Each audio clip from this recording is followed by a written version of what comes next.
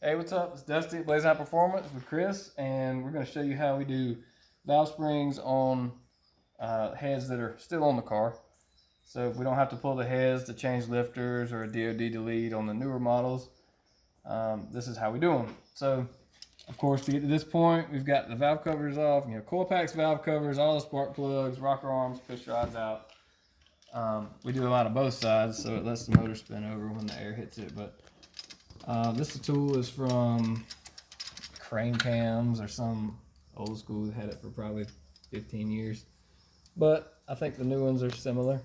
We have different ones for LS3 versus LS1, LS2. This is a LS2 Corvette 2006. So we're just doing a cam swap, spring swap, so there's no need to pull the heads necessarily. So we've got this adapter that screws into the spark plug hole. Of course, it's one by the dipstick's always the toughest, so it's gonna make me look stupid here. No, it just adds to Just it. add to the, yeah. gives it character. It shows the reality of it, like, oh, you just slap some springs on there. Just gonna throw the springs on here. Be right back. Yeah. So once you find the hole, get it threaded in there.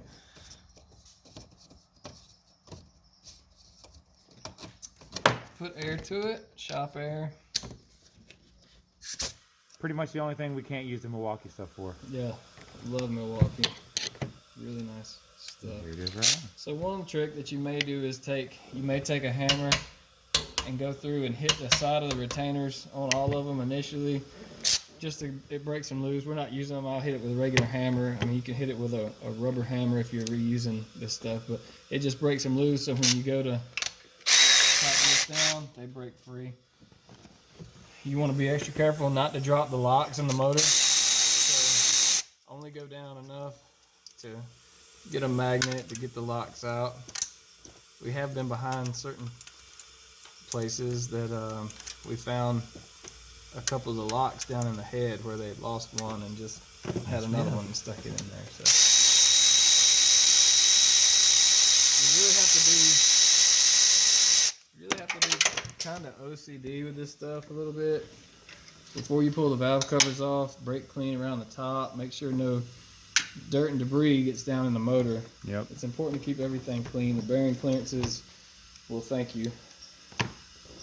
You see some people that do cam swaps or work, they spin a bearing shortly thereafter, especially with the heads off. So old valve seals, get on with some pliers and just twist them all. One of the important things too is that you clean, especially on the intake side that doesn't get very hot, and it'll have some coking around the top. You want to be sure you get that out of the way. You also want to make sure that the spring seat area is clear of any debris, because you're working in thousandths. You know, we're not setting these springs up like we would on a race motor where we're super specific on installed height. We know that it's going to be around 1/800 or so. You change the valve seals every time you do springs too, don't you? Yeah, every single time. So they've just gotten so good with this stuff that for most applications you don't have to get so critical on your seat pressure, and you just can get away with putting them in there with the seats that come with them. Now if we're doing something that like a boosted car, high RPM car, we may have to shim underneath the spring seat to get our installed height and our seat pressures right. But 98% of your applications you can get by with the old 660 springs. Yep, BTR 660, SK001s with the titanium retainers, keep weight off the valve tip. Another thing we do is we got this little sleeve that we put over the top before we run the valve seals down over top of it. That nice. Just keeps the area that the lock, it's sharp right here, it's a sharp edge, and it can tear the valve seal. So that just shields that. Take that off. What is it, just a piece of plastic you made? Yeah, it's just a thin piece of plastic that goes over the 12mm 1/4" drive. You just kind of tap them on. You can hear the tone change. Yep, hear it change tone. You don't want to overdo it. You can drive the guide, top of the guide through the seal. So Yeah. you can kind of That's good. feel, make sure with your finger they're the same distance off the bottom if you have a question, but you have to make sure you're square on it. Yep. Springs. Do the springs go in any particular direction, or can they go up or down? Is there Either up or way. down? Okay. No direction, top to bottom, doesn't matter. As long as the skinny one's inside the top. Yep. You're doing 2 at a time, try to line them up, get them close where you can see Yep. the same amount of valve tip in the spring. That will help when you go to put the retainers in later. Yeah, once you start tightening them down, you'll still Ask have me to how I know. finagle them just a bit, but nothing crazy. Yeah.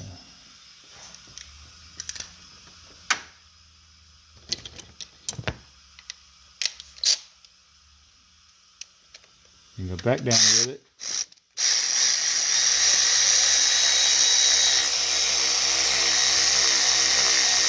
One of the tricks to this, you don't want to go down super far.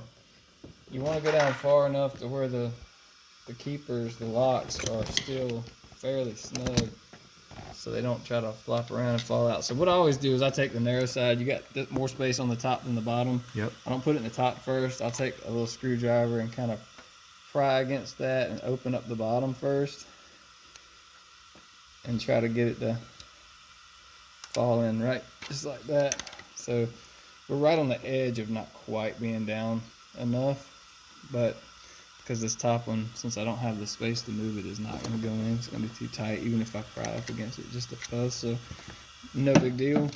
We just tighten it down a bit more until it flops in. You could actually see it go through. Now they're pretty tight. Like, they're not going to fall out. Once you start backing out, you'll see them jump out and vibration stuff. So that's just something I try to do, is just keep them tight. Because your nightmare is to drop one of these and not be able to find it. Mm-hmm. Yep.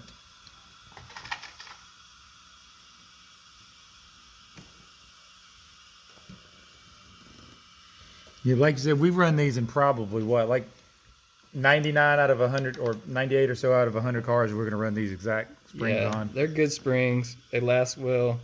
660 lift. They have good titanium retainers. We've never had, knock on wood, an issue with them. Yep. All right.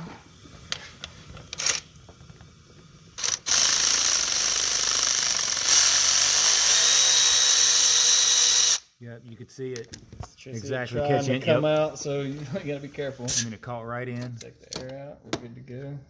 Knock the tool back off, and we got 2 more springs out of the way. That's magnetics.